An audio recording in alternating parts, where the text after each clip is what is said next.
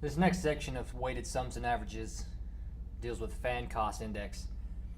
In the materials, you'll see several charts that have average ticket prices, souvenir prices, food, drinks, etc. And what you'll do is you'll first want to make sure that the student and you identify the appropriate. Sorry about that. So good. So stinking good. The next section in weighted sums and averages is fan cost index. In the materials, you'll be given several charts that compare teams from 2006, 2007 that have to do with their ticket prices, drink prices, food prices, so on and so forth.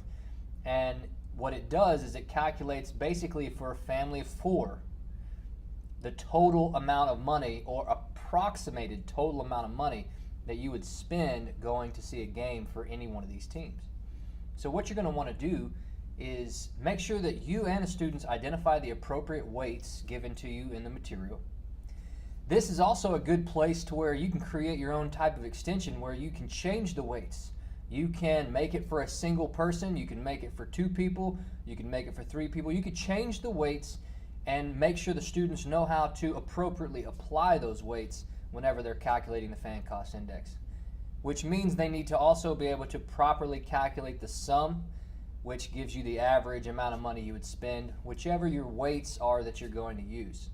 And then lastly, you're going to want to make sure that they can work backwards. So suppose you know the fan cost index for a specific team, you know most of all the costs, however you don't necessarily know the ticket price or the average ticket price. You want to make sure that the students not only can work forward, but that they can work backward and appropriately get the answer.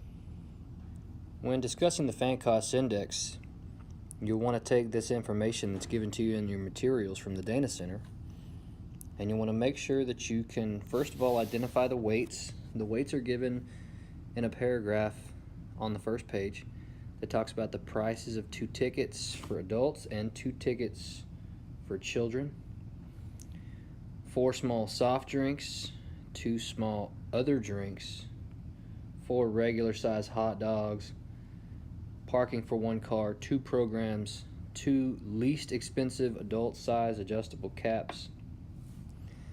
This right here gives you all the weights that you need. So one thing that I like to do in order to identify the weights maybe a little quicker for myself, more visually helpful for the students, is there are 4 tickets, there are 4 soft drinks, 2 other drinks, 4 hot dogs, 1 car for parking, 2 programs, and 2 ball caps. So your weights I like to put at the top of the table. That way you know quickly what you need to multiply by in that category, and then you add it to everything else in order to get your fan cost index.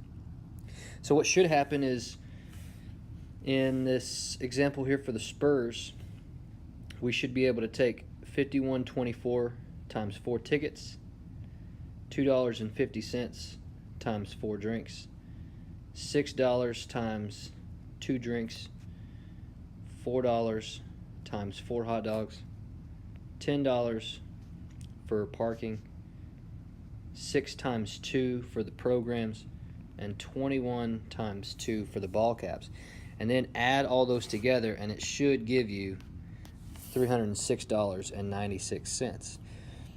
So it'd be a good idea to make sure you have one completed row of the chart to make sure that your students can check it and do it correctly.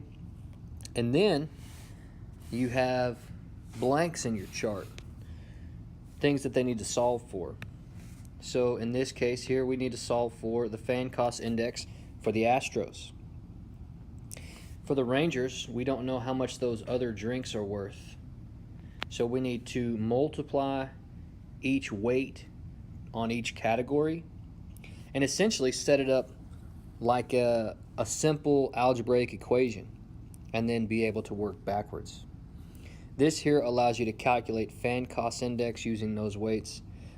Again, extensions of this, you could find different weights and different information in order to show them a different answer or a different way to get it, but the process ultimately is the same, and you'll get a weighted sum when you're calculating your fan cost index. As you become more familiar with the AQR materials, and in Unit 1 especially, there's a lot of things that you can do to make Unit 1 a little bit more relevant to the students nowadays. One is in this fan cost index. You can go to the website that's provided by the Dana Center Materials. It's called www.teammarketing.com. And then if you select the fan cost index there on the left side of the screen, you can then go to the 2016-2015 fan cost index for several sports, and then you can start compiling your own chart that's more relevant, that's more up to date, and that might hit home with the kids a little better.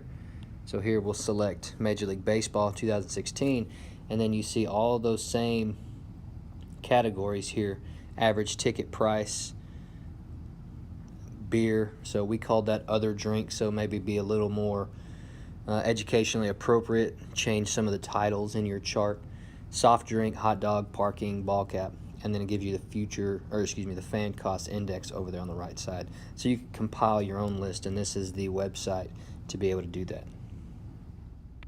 And that's fan cost index.